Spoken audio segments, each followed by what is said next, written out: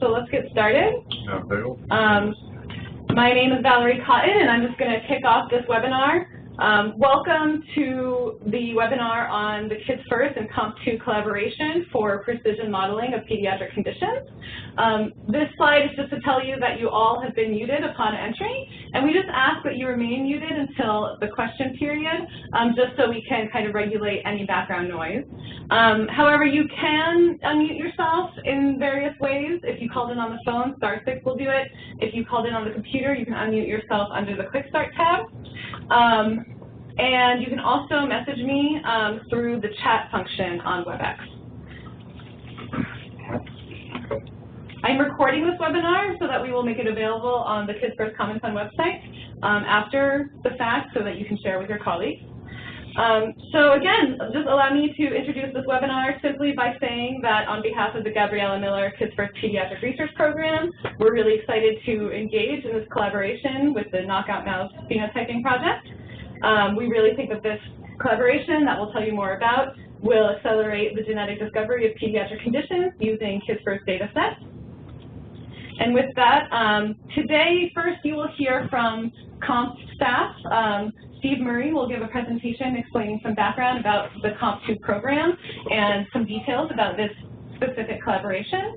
Then James Coulomb from the Kids First Working Group will tell you give a very brief background about Kids First and then tell you how you can nominate variants for this opportunity. And we will take questions at the end.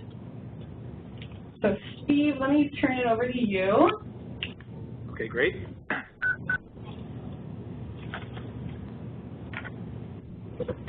All right, and I will share my screen. Oops, hold on just a second. Yeah, no worries.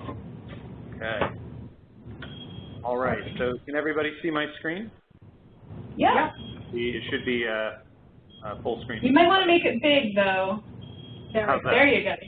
Are you looking at the center notes? Or, anyway, as long as you can see it well, I think I'll get started. Now speaking, Steve Murray. Okay, so I'm really pleased to present some context for our program overall and some discussion points about how I think we could interact as a group. I want to, before I start, thank my colleagues, Kent Lloyd, Laurel Nutter, John Stevitt, and Steve Brown for helping contribute to this presentation, both in editing and slides. And as you'll see in a moment, this consortium functions very much as a consortium in a partnership, and I want to thank them for helping put this together. So I'll just dive right in from there. So just to present the Knockout Mouse Phenotyping Program, and our goal is to build the first comprehensive catalog of mammalian gene function, and I'll jump in from here. So I want to start with a little bit of the context and the challenge that we embarked on at the beginning of this project. And it started with the notion that a mammalian of the genome is what we call dark, that function of the genes are unknown for the most part. I think I would say the majority of the genes, are still underrepresented in our general knowledge base. And this was, for many of you who probably saw the recent report and the recent paper from PLOS Biology, further illustrating that we tend to look under the lamppost for things and that we don't actually spread our wings into the rest of the genome particularly effectively. So recognizing that, we recognize that particular challenge. Likewise, the functional consequences of human genetic variation are poorly understood in general. I think this is a challenge that we face both in model organism research, but clearly in human genetics research as well. An area we're beginning to explore, and an area that I think is ripe for further investigation, is the functional analysis of the non-coding genome, which has been thus far quite limited for the most part. And as those of you on the Kids First side are well aware, the number of variants of unknown significance is increasing quite rapidly, but we haven't really met that from an analysis of function, particularly in vivo function. And we believe, and we strongly believe, that the mouse as the premier mammalian system, model system, is critical to dissect and understand the importance of genetic variation. Just to give you some context for the structure of our consortium, we are composed of three different, the KOMP2 program overall is composed of three different consortia.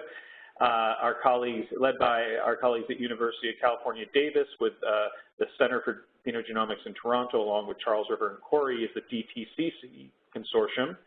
A group led by Baylor College of Medicine with contributions from both the Sanger Institute and now, and also the MRC Harwell is the BASH consortium, and then JAX is a singular consortium, I guess, here at the Jackson Laboratory. We together have been funded for 7 years now, and we're in phase 2. In the first phase, we generated and phenotyped. I will update my slide to include the past tense, 2,500 knockout lines for the KOMP2 project. And we're now in phase 2, which has a larger goal of 3,000 knockout lines during this 5-year window. And with our international partners, we have the goal for the completion of the genome. Just so you're aware, this is a trans-NIH effort. It's funded by both the Common Fund and all of the institutes and centers contributed to this program overall. So it's truly an integrated program. A few notes that I wanted to make that are principles that are part of this program overall. They include really a focus on standardization and reproducibility. I will give you some more details of that in a moment in terms of the phenotyping, but one of the fundamentals of our standardization is a uniform C57 black 6N genetic background for all of the strains that we produce in phenotype. As I'll go into a little more detail, we use defined validated alleles. We want our users to understand and know in certain terms what exactly the mutations are that we generate. And then standardized phenotyping protocols. We've spent an enormous amount of time and effort to either standardize our protocols or be deliberate in describing the places where we differ, such that the data is maximally interpretable by the scientific community. We are absolutely committed to rapid data release through a centralized portal at mousephenotype.org. All centers upload their data not only on a regular basis, but on an immediate basis for the most part. And I think this makes us, if not unique, fairly unique overall. And we're also committed, have always been committed to the open availability of mouse resources and other materials through centralized repositories. As I mentioned, I mentioned the KOMP2 program, but we are part of a much larger partnership with centers throughout the world. This is just an illustration of all the different centers and their locations and continents spanning the globe. So, you know, this is a large, audacious goal to knock out every gene in the genome, and in order to do that, we need partners from all over. So as I mentioned, the goals are to ultimately generate a null mutant for every protein coding gene in the genome. But the key point here is we're also comprehensively phenotyping each mutant to determine developmental, physiological, and biological parameters, and to provide the maximum amount of data for every mouse that we generate. We believe this is critical, provides a critical baseline for exploring gene function, and thus to develop a more profound understanding of the genome landscape and genetic mechanisms. Where it's clearly becoming increasingly important is to enhance our interpretation of human genetic data, including rare and complex diseases and the analysis of large population data sets. It's evident to us that the value of model organism data is very important for this research. And as I said, we're moving more towards a functional annotation of human genetic variation, which I think will be the basis of this collaboration. Just to give you a little taste of some of the impact that we've had just within our consortium and the papers that we've begun to write to describe our discoveries within our own resource. Right here, we started back in 2016 with our paper describing the developmental phenotypes, and I'll come back to this in a moment, the high rate of lethality or the significant rate of lethality that we found in our mutant lines. But it's been followed by a series of high-profile publications describing either disease relevance or collections of mutants with individual traits. We certainly expect that we will be seeing this continue, but what's really satisfying to us as well is when we see other groups around the world using our data and publishing their own papers with this, and this continues to grow quite rapidly. To give you a snapshot of where we stand today as a consortium, meaning the IMPC overall, I know as somebody who was a major part of the production aspect here at JAX, it's amazing to see that we've made over 12,300 attempts to create a mouse line, that is individual microinjections, or now with CRISPR electroporations, but individual engineering attempts. And this has resulted in a current snapshot of over 7,500 genotype-confirmed knockout lines thus far. And to put this into some context, the genome is estimated anywhere from 19,000 to 20 genes. So we are rapidly approaching half of the entire genome, which is quite exciting from our perspective. And I'll also note, you'll see here that greater than 2,000 of these knockouts have been generated by CRISPR, and I'll come back to that in a moment because that is now our prime mode of operation. Of these, 5,800 have been expanded to the point where phenotyping is complete, and you'll see that our data release 8.0, which is pending or currently live, I actually don't, it's pending very shortly, it will be for 5,500 lines, which is really remarkable. A quarter of the genome we have full phenotyping data for. That accounts for an astounding 61.7 million data points overall and about 369,000 individual images, and you'll see some of them right here on the slide. To step back a second, and I think this is really important for understanding how we generate our knockouts. In phase 1, many of you are probably aware that we used resources that had been generated by the International Knockout Mouse Consortium as cell line resources, and this comprised cell lines of 2 flavors, which were either the knockout first conditional ready multifunctional allele or the velocigene knockout first, or I'm sorry, definitive null knockout approach, which knocked out every coding exon in the genome. And these were our workhorses for the first 5 years, essentially, of the program overall, and so many of our lines were made this way. And the added piece of information here is that this legacy information also contains gene expression information that was enabled by the LAXI reporter that was part of the allele. Because of the profound increase in efficiency and reduced costs that CRISPR-mediated mutagenesis provided, in phase 2, we moved to an entirely CRISPR-based exon deletion or small indel or deletion-based approach, primarily because we wanted to go further in the genome and use less resources to do so. So our main goal was to move into the dark genome, and the way we could accomplish this was to make more simplified alleles, but to do more of them and to do them at a remarkably reduced cost. And our general strategy here is to either generate a frame-shifting mutation by deleting an entire exon, which is akin to the approach for the IMPC alleles. However, we do recognize there are many gene models in the genome, either single exon genes or genes for which all the exons are in the same phase, for which we have to use slightly different strategies that still involve a substantial deletion, but we will screen for the creation of a frame shift mutation in these cases as well for these classes of genes. So going forward, all of our nulls will be of this CRISPR mediated type. I mentioned before, we have developed in close coordination amongst the entire consortium a unified set of parameters and tests that contribute to our understanding of a variety of different physiological systems. So you can see a number of different tests are a part of the neurobehavioral system, a number of metabolic and body composition related tests. We have cardiovascular, reproduction, extensive sensory testing, musculoskeletal, immunology, behavior, I mentioned that at the beginning, and then and also general histopathology and other general clinical assessment parameters as well that can be used to provide deep information about each individual knockout line.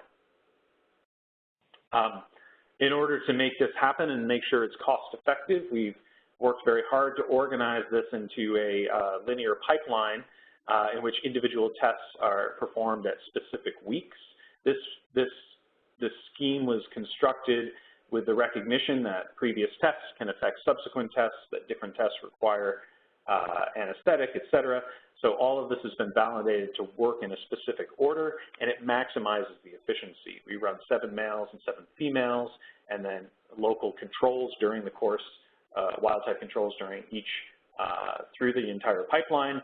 And ultimately, the structure here maximizes the amount we can do in a cost-effective manner and extract the most data we can from any given mouse and any given cohort of mice for a given line. The lines are also, the reason I point this second part out is because initially all of the lines were done in an early phase between the ages of 8 and 16 weeks. You can see now we've expanded this for a subset of the lines into what we call our late adult pipeline, which is essentially the same pipeline, but typically starting much later in life. You can see 49 to 70 weeks, depending on the centers. Some centers have gone out a little bit further. Some centers have also included additional tests that are non-terminal, of course, during the aging period as well. And for both the early adult and the late adult pipeline, we have an extensive set of terminal procedures, again, as I said, to maximize the amount of value you can get out of every single mouse that we produce and phenotype. So what are we finding? And one of the really interesting features that we've discovered over the time is not only a very high hit rate, but also evidence of extensive pleiotropy. And we think this is one of the most important things that we can present from the IMPC. Much of the published data necessarily is restricted to the expertise of the investigators who generated the original knockout. So by performing broad-based phenotyping, we capture information in all areas of physiology, not necessarily those dictated by our own individual expertise.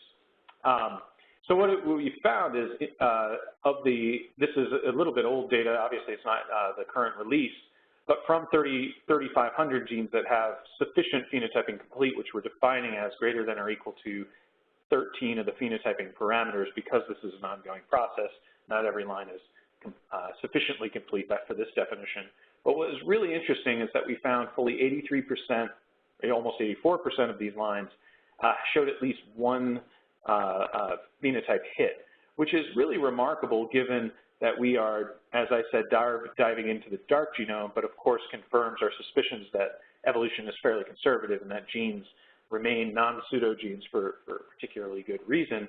So, and it also gives us, it's buoying because we know we're testing a really effective range of phenotyping parameters that allows us to detect such a high rate of a high hit rate overall.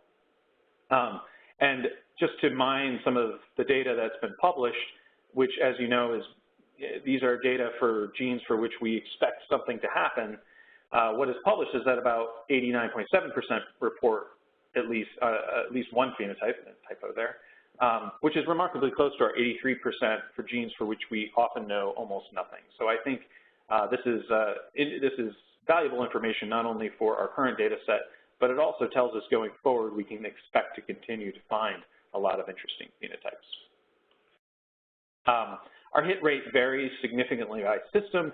Part of this is the depth to which our pipeline is structured for those systems, but other elements here might reflect the number of genes that are important for a given physiological system. The one I will note in particular, our highest hit rate is for mortality/aging, which essentially means mortality, and fully 30% of all our KO knockout alleles thus far show either partial or complete embryonic lethality. This is roughly similar to what we've seen that was reported previously in the published literature, although I will note that we weren't certain this would be the case as we went into the dark genome, but it has remained to be, this hit rate has remained steady over the course of the program. We recognized fairly early on that these lethal lines, either subviable or lethal lines, our partial or complete lethal lines were potentially a huge source of important information.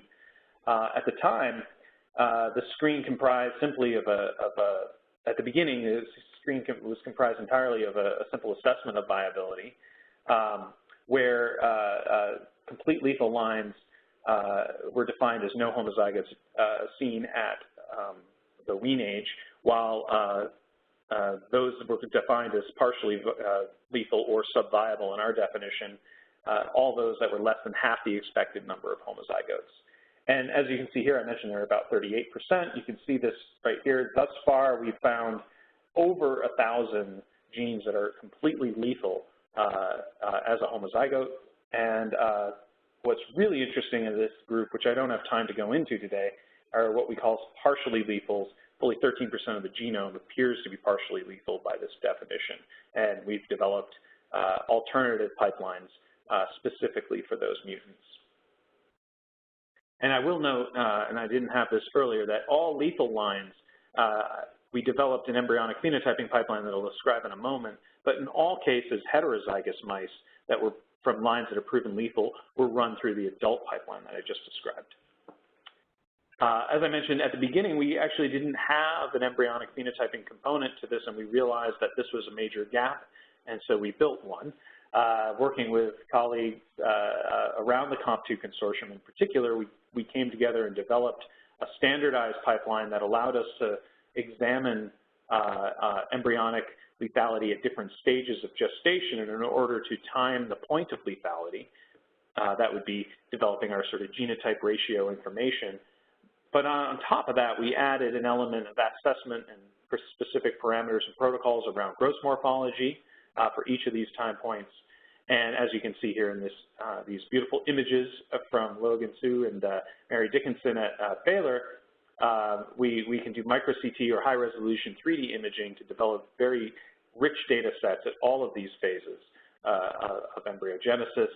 And in the next slide, just to illustrate one of the approaches we're currently taking to analyze these mutants, we can use automated methods to look at the volumetric differences between knockouts and wild types using a segmented atlas developed by Michael Wong and Mark Henkelman's labs a number of years ago.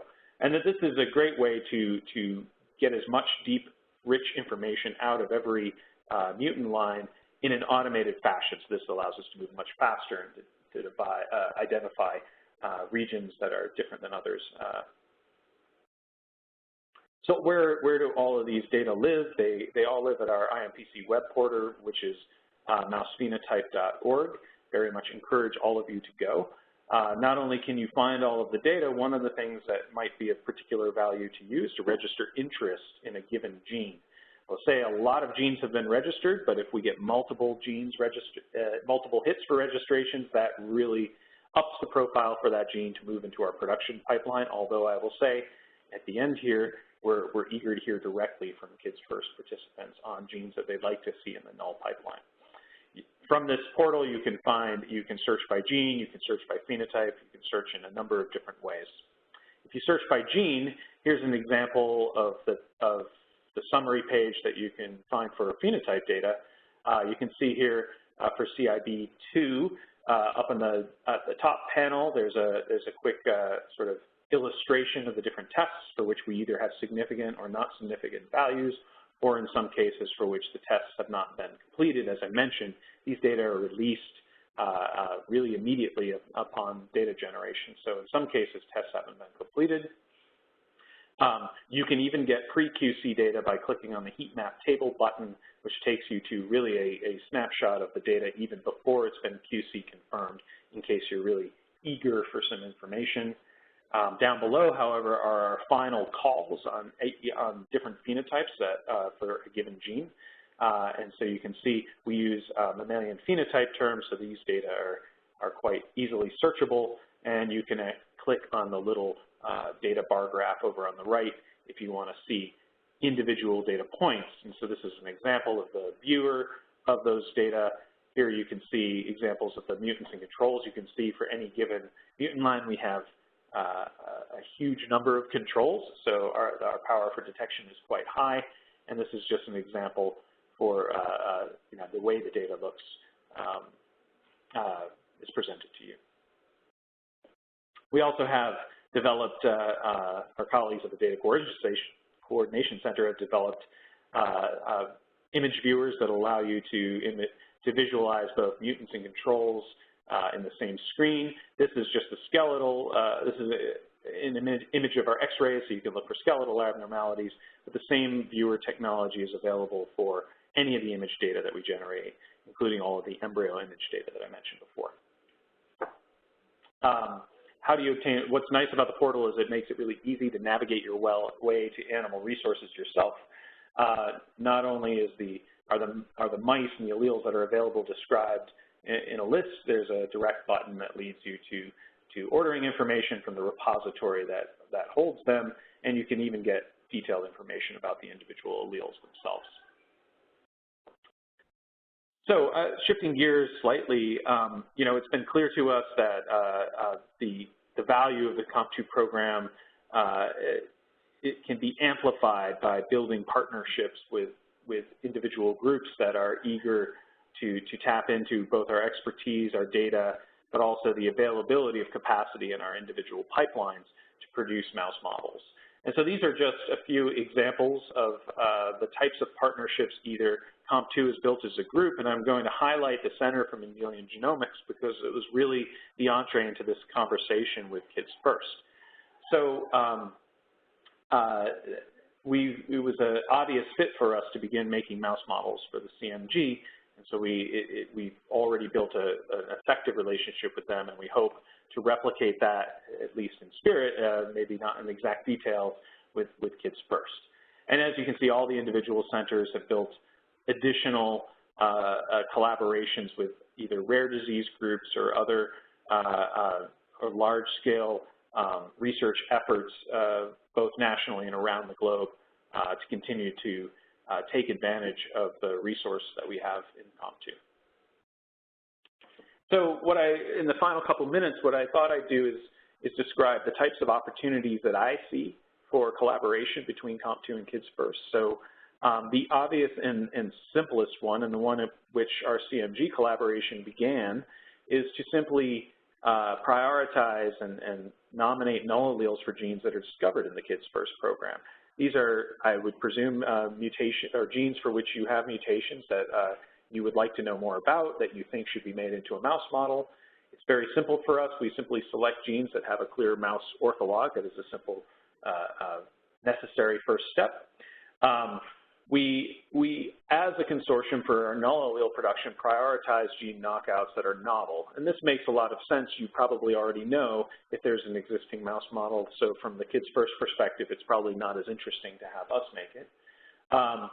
And it is part of our mission to cast our net as widely as we can into the unannotated genome by not repeating what's already been done in the community when possible. And then we report back on these existing IMPC models, which perhaps are in progress, and assignments, et cetera. And then we could assign those genes to our pipeline immediately. There's not really any particular challenge in that process. So this is something we can do almost automatically, and so we're eager to start that process with you. But I think the part that might be most interesting to this conversation is the modeling of precision variants. And so we'd like to approach this in a few ways, and I look forward to the discussion around this. I think you're going to hear a little bit more about a framework for nominating clinically relevant disease variants for modeling. We rely on you, on our clinical collaborators, to help guide us towards the most important targets and the most important genes and variants that we could be generating mutants for, and so it's really important we hear from you on that. I think it's always important in every collaboration to define the reporting milestones and timelines. I don't want to underestimate this, because I think it's the way to build a good, useful collaborative relationship is to make sure everybody understands what we can do and what our constraints are, and to have a system by which we keep you up to date with what we're doing. So then we would receive those nominations from the Kids First team for production, And that would entail more than just saying, yes, thanks, we'll go forth. It would require a similar type of exercise as I mentioned above for the null alleles, although in this case we won't use pre-existing knockouts as a filter because we realize these variants probably have different both phenotypic outcomes. And so, but we do need to do a quick orthology search, look for homology, make sure we can make an effective variant that replicates what we see in the human case. And so that's an exercise of back and forth discussion. We would also like to discuss with you potential custom phenotyping packages that are suited to your disease of interest. And I think, for example, within the embryonic phenotyping pipeline, I think for many of the diseases in the Kids First program, this might be the focus of your interest here. And then finally, establish guidelines for data sharing and publication. I think that's an important part of any collaboration to make sure everybody's on the same page there. And so I will say that through supplemental funding from the Common Fund, JAX and the DTCC currently have funding to take your variants and to make those models right away. So we're really eager to get started. And I know BASH, our colleagues at Baylor, also have supplemental funding to make precision variants as well. So I'll just sum up there. And thank all of my colleagues, not only in the KOMP2 consortium, but also throughout the entire IMPC. I mentioned this is both a national and a worldwide consortium, and we really lean on each other to really make progress on this audacious goal, and we're willing, eager, and able to work with our new partners, and we look forward to working with you. And with that, I think I'm done. Okay, thanks, Steve. I'm taking the control back. Great.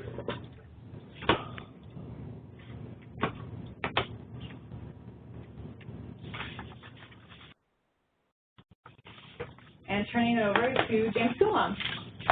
Hello, this is James Coulomb. I'm the coordinator of the working group for the Kids First, Gabriella Miller Kids First Pediatric Research Program.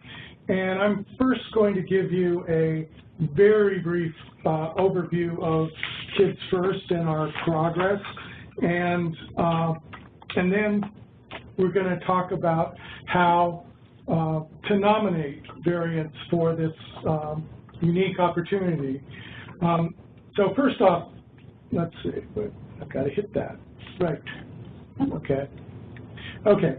So Kids First is a congressionally mandated program. The Gabriella Miller Kids First Research Program vision statement is to alleviate suffering from childhood cancer and structural birth defects by fostering collaborative research to uncover the etiology of these diseases, and supporting data sharing within the pediatric research community.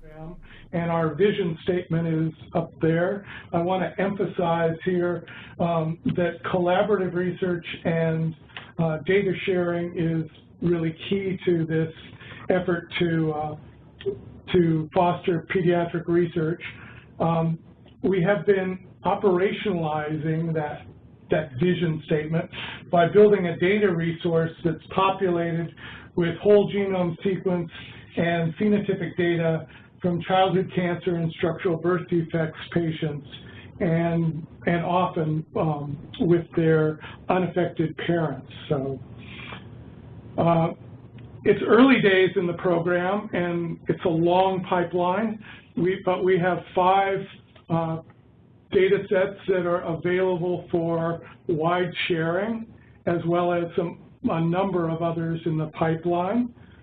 And let's see. Oh, wait a minute. What happened there? Okay. But what's key here is that as of last Monday, the 10th, the data portal is live, and these data sets can be accessed by people with the appropriate approvals. For you to learn how to access the data portal, there will be I can't even read this now. On Wednesday, the 26 coming up, there will be a portal webinar where the folks from the Kids First data resource will basically demonstrate how to access the portal and how to access the data. Let's see. The pipeline is considerably larger than what's currently available, and we have a number of conditions. We've got greater than 6,000 affected children cases, and most of these are trios, so there's over 18,000 genomes that will soon be in the portal available for analysis. This year, we just recently added a number of cohorts to that pipeline, and we'll have another 8,000 or so genomes coming into the portal, representing a large variety of different childhood conditions. So we're really actually quite thrilled about that progress. We're also very thrilled, although it's early days, we're very thrilled about this opportunity, and it's essentially a pilot to nominate variants for KOMP to make knockouts of these variants. This is an exciting opportunity that we really didn't expect to come along quite so soon, but we want to use this valuable opportunity to pilot this partnership with KOMP. So the goal is to develop mouse strains for studying both coding and non-coding variants that have been identified from Kids First whole genome data sets. And we're inviting the community to nominate variants that have been identified through analysis of Kids First data sets. Let's see. We're rushing this through in a way because we want to get some possible variant candidates into the pipeline for KOMP to work on. We will be therefore nominating the variants that are proposed. We'll be evaluating those nominations with a administrative subcommittee of NIH staff from a variety of institutes that are, these are program officials largely that are involved in the kids working group, and we will prioritize those variants based on the strength and breadth of the supporting evidence that you provide us. We'll then have a dialogue with KOMP2 staff about production of the variants. And the process, as so far, is hopefully going to be relatively brief and easy. We want you to give us a small description, 3 pages or less, per each nominated variant, and address these items. What data sets you used, what variants you're proposing, obviously you need to tell us, the phenotype of the human cases that are associated with that variant, what you'd predict that might be a mouse phenotype. That would also feed into the decisions about what possible custom phenotyping services you might want to see. And very important, the supporting evidence for that this variant is really associated with the phenotype, as well as anything else you think is important to tell us, because we're going to try and make these decisions in a very, for NIH, speed of light version of review so that we can get this, these phenotypes into the pipeline, at least some of the variants. For questions regarding the Kids First and KOMP's collaboration, contact Kids First KOMP at nih.gov. Let's see. If you're proposing a null variant, that's just fine, but we will basically be feeding these to KOMP so that they can put those into their existing decision-making pipeline. And also, there's a email address that you can ask the more technical questions of KOMP personnel about the pipeline and existing knockout or null or knockout models. Again, in line with our trying to get this pipeline primed, we're going to have an initial deadline by close of business on October 26th. Please submit variant nominations by email to valeirie.cotton@nih.gov. We know that's very rapid. We anticipate that there will be additional deadlines, but we need to see what comes in, and this is a pilot, so we need to see what comes in. We may have to come back to you for additional information, and hopefully you'll be receptive to that. We're going to prioritize a list. We'll keep that list, and when we have additional nominations, we won't forget about what was in that previous list, and hopefully be able to prime this pipeline with the best possible variants that we can. For technical questions regarding the Kids First and KOMP's collaboration, contact Kids First KOMP at nih.gov. We also, again, this is a pilot, and it's a pilot, we hope, for future opportunities with NIH funding to make animal models of the variants that are showing up from these human variants from Kids First data. So we're going to be asking you for feedback at some point of what you think about the process and how we can improve it, because I'm sure we'll be able to improve it. And I'm sure you will have something to say about what we should have considered, et cetera, et cetera. But we're trying our best to make this a valuable opportunity, and we think it is a valuable opportunity that we're really quite excited about. So for questions, you can, again, to technical questions, you can send to the Kids First KOMP email address here. And now I think we're going to open it up to questions, any questions you have at the moment. We have both KOMP staff and people from Kids First here to answer your questions. So you can message me through the WebEx chat function if that's the easiest way to send a question, or you can unmute yourself.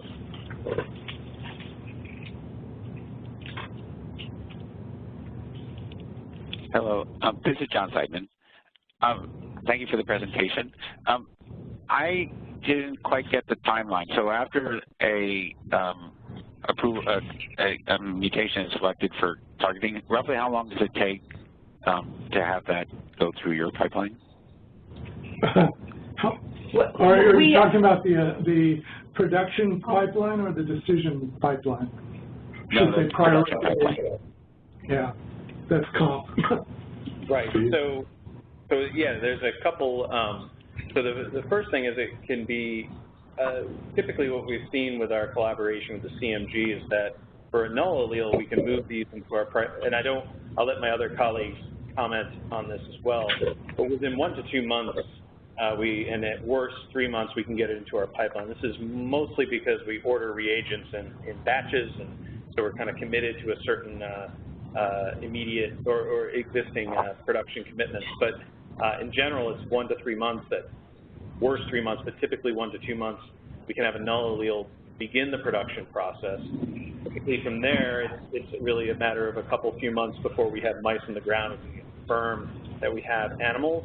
And then I would say typically for beginning or to phenotyping, it's about a year total from concept to to phenotype data being complete for the most part. I'd say that's a pretty tight window, but it is the normal window. Now, one of the things I wanted to mention, and I didn't have time in the presentation because I wanted to keep it discrete in an overview, is that this is why we want to hear about custom phenotyping pipelines and goals, because we can accelerate this process. We've been piloting techniques that allow us to immediately analyze the CRISPR-engineered embryos, and it seems to be effective in some cases. That may be of interest to individuals, to people. There may be phenotypes we may expect to observe perinatally, and so we could structure our pipeline to do that observation first. So I wanted to make sure you understood that the standard pipeline will take about that much time, but the potential custom pipelines could be more rapid. So just for a follow-up question, so obviously I think many of the groups that are participating in GMKF have thought about mouse models for other genes that are associated with the condition that they study, so they've actually developed phenotyping pipelines for the specific condition that they're looking at. And I just wonder, so when would mice become available as heterozygotes at some stage during the course of that year, or do we wait to the end, or how does that work? Yeah, so I can speak for JAX, but I'll let others pipe in. We make our mouse available in terms of visibility, and you can place a register interest and place an order as soon as we have genotype confirmation, which is the QC assay after we get genotype transmission. We allow distribution once the colony is expanded up, which is 1 to 2 generations, depending on how many animals transmit the allele, but we make them available prior to phenotyping. And in fact, historically, most of our orders have come prior to phenotyping. Okay, thank you. And this is from TCP, and the process is very similar here. As soon as we know that we have the desired allele transmitted and the allele in the mouse line itself past QC, we make the line available. And generally, it can be live mice can be sent. It depends on the numbers of the mice, but we often have live mice available for sending after the first back cross of those QC passed animals, simply because we generally make more than we need for our own breeding in that first round.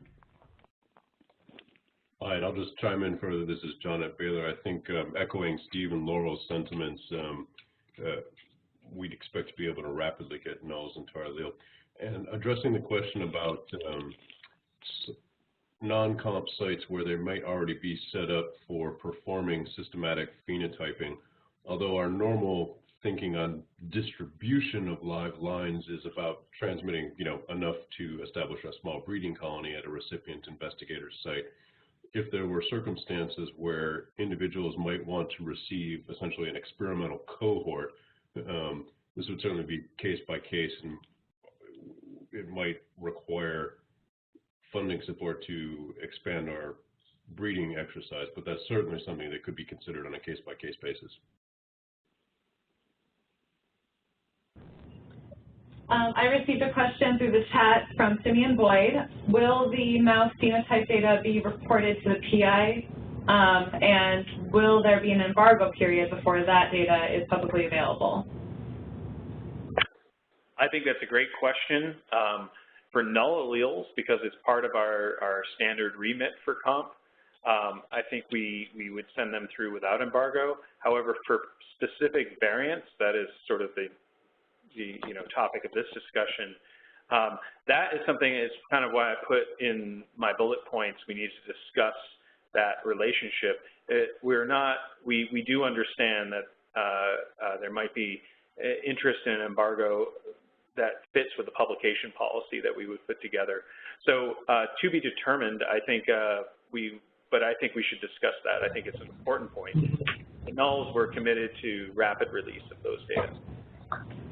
Yeah, this is an issue that we would need to discuss amongst the Kids First leadership and working group as well as with COMP. We're putting this program together very rapidly, so a lot of details have not been worked out yet. So that's on the radar. But that is on the radar. Yeah, this is Laurel again from TCP, and I'm not suggesting that this is what we want to do here, but I just wanted to explain my experience. We had a similar collaboration with a group called Care for Rare here when we were funded on a previous program funded by Genome Canada. And what we had agreed with Care for Rare is essentially a 6-month embargo on releasing data or the allele information publicly. So I think in this case it will really depend on not only what Kids First wants, but also the Common Fund and the NHGRI who are funding the supplement may have strong feelings one way or the other about embargoing data. But I do think it's something that's entirely very important to discuss and make sure we're all on the same page. Hi. Can I jump in? This is Terry. This is Terry at EBI. We're part of the Data Coordination Center for the IMPC. We're also funded by the KOMP mechanism, and it falls in my team's remit to do the tracking of all the mice across the whole consortia to reduce duplication and coordinate across the centers. And I'm just wondering, James, you said this is going at light speed.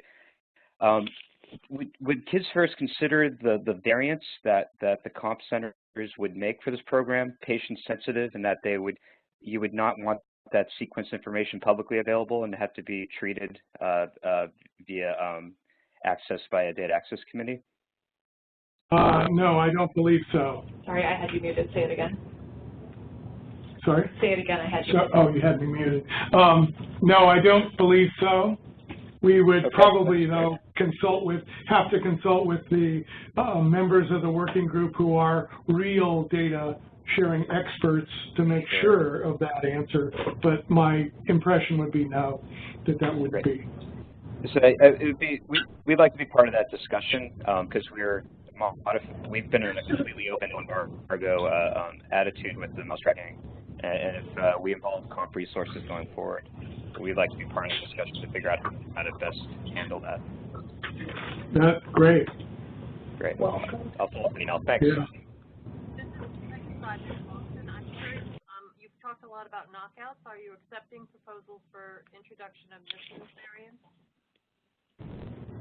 Yes, So, very much. Oh, go ahead. Yeah. Sorry, yes, I mean, if the knockouts come in through the Kids First nomination process, again, we will pass them on to KOMP with our recommendations, as it were, because it's important to us that Kids First data gets used, and this is one way of demonstrating that use. So we would probably pass them on with our gold seal of approval if we think it's reasonable. And I just want to make sure I heard the question as well. Was it for structural variants, did you say? It's either choosing structural variants as well as missense variants within a particular gene. Yeah, we are interested in both of those. I think those are, and as I said, that these are the more special cases. This is what we have the pilot funding to do in addition to developing the workflow, as you hear around publication policies. That's all part of it. But both structural and missense variants are part of the goal. Right. I think we answered John Seiden's question about missense variants as well. Another question from Simeon Boyd. Are there plans for knock-in models or just CRISPR-based exon deletion? Knock-in meaning missense type knock-ins? Certainly yes. I would imagine in all cases there will be still CRISPR-based because I think we only use that approach now. But certainly, yeah, I guess I didn't emphasize it enough. Missense, structural variants are all part of the discussion. These are the things that we don't currently do, but we would like to do as part of this pilot.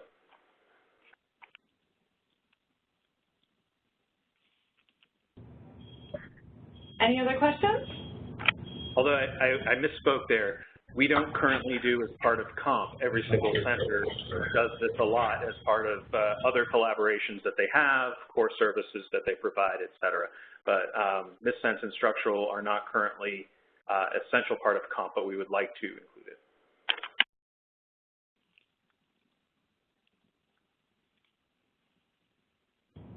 I think if Simon could just clarify that by knock-in he did mean missense mutations. If he meant something else, it would be good to have that clarification so we can talk about that a bit as well. He said yes. Okay. Any other questions? Just a quick question on the knock-in and or structural variation. What about duplication events or those kinds of larger events are also of interest? I would say yes, they are of interest. I think we would need to discuss them and think about, depending on what they look like in terms of devising the engineering strategy. Some are much harder than others, and so we would want to have that discussion. But again, this is a pilot to see not only what we can do at scale in terms of other types of engineering, but also what suits our phenotyping capabilities well. So we are eager to discuss those. So certainly they would be part of the discussion. I received another question in the chat. What is the timeline for the mice? Will they be made available to others, and on what timeline? Yeah, so as I mentioned before, null alleles, we have a lot of experience with this, and null alleles are made available, as we discussed before, basically upon QC confirmation. And then, as you heard before, I would say, in addition, the same discussion about embargo that James was speaking of before, that we need to have as a group, both with NIH group and as collaborators, is what, for the precision and structural variants, how that embargo would look. And I think that discussion would include both mouse models and the data that would come out of it. So I would like to wrap that into the same discussion. We agree. Agreed. Everybody's nodding their head in here. Yeah. So just for those who don't really know the timeline, so when we say as soon as QC is available, so basically at TCP, and I don't want to speak for John and Steve and Kent necessarily, but at TCP it generally takes probably 4 to 6 months to have mice available for distribution. So that's not saying we have the phenotyping done. That's saying we might have a couple of extra mice that we could share with the person who nominated the gene so they could start breeding their own colony. For larger numbers of mice and for making up the phenotyping cohort, it takes a bit longer than that. But just for those who aren't really familiar with the timelines involved in model production, and this 4 to 6 month window is assuming that everything goes well, it works the first time we try it, and that sort of thing, and that there's not any technical glitches along the way. And while missense mutations and smaller structural variants are fairly straightforward and fairly routine in most centers, things like larger duplications and inversions are much more towards the technical development side rather than the ready for prime time scale production side, at least at TCP. And I don't want to speak necessarily for Jackson, Baylor, and UC Davis, but we have had some experience with larger duplications and inversions, but they certainly aren't at the efficiency level that we see with the missense and smaller structural variants and nulls. Yeah, I will echo that exactly. 4 to 6 months is our typical range. It can be slightly earlier for a null on some occasions, but that's typically when they're available for distribution here. And I would also echo that for structural, that's why I mentioned it should be, these would have to be sort of custom discussions, because while precision missense variants can be generated quite routinely, others maybe not so routinely. One last question from Simeon Boyd about whether non-coding variants are included, and I believe the answer is yes. This was already answered. Yeah, we would, again, as this pilot, we're really looking to explore all of these things and ways in which we can use our production capabilities and phenotyping pipelines. So, you know, those are definitely on the horizon for the KOMP2 program. And if I can just add to when we're talking about non-coding variants, it's fairly easy for us to identify orthologous mutations in mouse for coding regions. It's a little more difficult, and I certainly don't have a high level of expertise in this, to identify synonymous or non-synonymous non-coding regions. So there would have to, as Steve mentioned, for other types of alleles, be some discussions going back and forth that really try to explore whether, you know, the orthologous or homologous region actually existed in mice and what kind of changes might be needed in order to give a best chance of success in terms of modeling that non-coding variant. Thank you. Just one more quick question. You know, as was highlighted, the Kids First is also interested in the cancer side. Is cancer at all in the portfolio of phenotyping that we should be considering, or no? So if I might jump in and answer that, this is Laurel at TCP. We have, I guess, 2 assays that might specifically address cancer.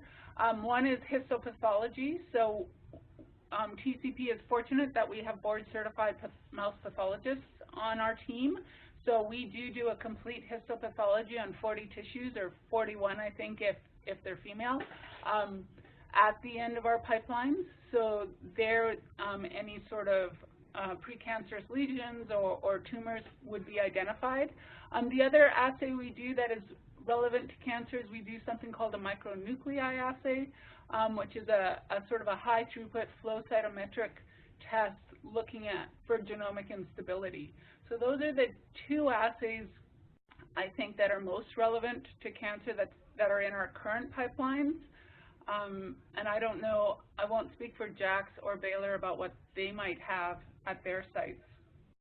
Both of those are tests that we don't currently routinely do for everything, but we have done in the past, or we've piloted, so we could easily work them in if they would be of interest for a cancer relevant variant. I think that's a good discussion. It would be good to hear these are pediatric cancers, so age of onset may not be the challenge it is for other cancer models. So I would like to continue to discuss it because I think it would be really important to try to model those as well. And I think that's something that we might, in particular, focus this particular discovery partnership on in terms of future rounds of funding and production and phenotyping with an explicitly cancer-driven focus. I would say that the Kids First program is certainly very interested in those variants. Right. The nominations that will get the first administrative review from us certainly is open to cancer applicants and cancer-relevant variants as well. It is past 4 o'clock. So thank you to everyone. I do want to kind of commandeer just a couple more minutes for whoever has time, just to orient you to the upcoming events. And as James mentioned, the Kids First Data Resource Center has launched their portal very recently, and we are hosting with them a full-day webinar on September 26th. In this slide deck is a registration link. It's also available on our listserv. We will post these slides on our Kids First Comments on website so that it's available to you. We also, we have been invited, and we are all inviting you to observe and watch KOMP2 IMPC's upcoming collaboration day of their annual meeting. We will announce this information on our listserv, so anybody who's on right now is welcome to join that as well. And Kids First is hosting a poster session one evening of the American Society of Human Genetics meeting. Several members of the KOMP team will be there. I think this is going to be a great opportunity for some of our Kids First investigators to start talking to the KOMP team about this specific opportunity. But it's also just a great chance to see what's going on with the Data Resource Center and each of our XL1 cohort projects. Thank you. All of this will be available online.